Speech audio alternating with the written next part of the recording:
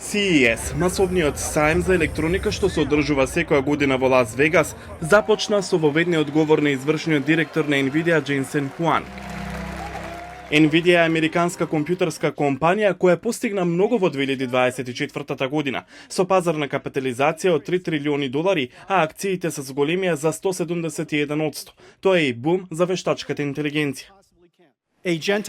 Напредниот систем на вештачката интелигенција може да согледа, расудува, планира и действува. А потоа следната фаза за некои од кои ќе зборуваме вечерва е физичката вештачка интелигенција.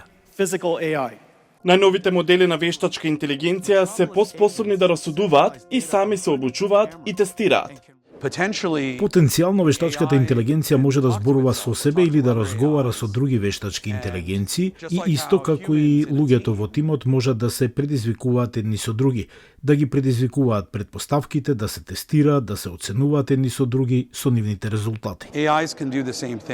Напредниот вид на вештачка интелигенција може да стане новата дигитална работна сила, ако добие специфични податоци за бизнисот и однапред дефинирани параметри, вели Хуанг. IT одделот на секоја компанија во иднина ќе биде оддел за човечки ресурси на напредна вештачка интелигенција. Тоа што Хуанг го нарекува физичка вештачка интелигенција ги движи работите чекор понапред. Податоците за извршување на задачите и функциите се толкуваат во реалниот свет. Производителите на автомобили го истражуваат теренот со напредокот од технологии со помош на возач до целосно автономни возила. Таквиот успех е подпомогнат од вештачката интелигенција која предвидува сценарии од реалниот свет кои можат да бидат непредвидливи.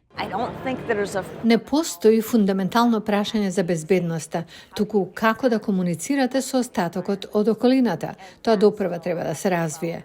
Во повеќето случаи функционира прилично добро. Постојат предизвици, но ниту возачите не возат 100% безбедно. Honda представи два прототипи на електрични возила, во моментов без функционалност за самоуправување. Компанијата ја нагласува важноста да се запамети кој на крајот има корист од напредокот во технологијата.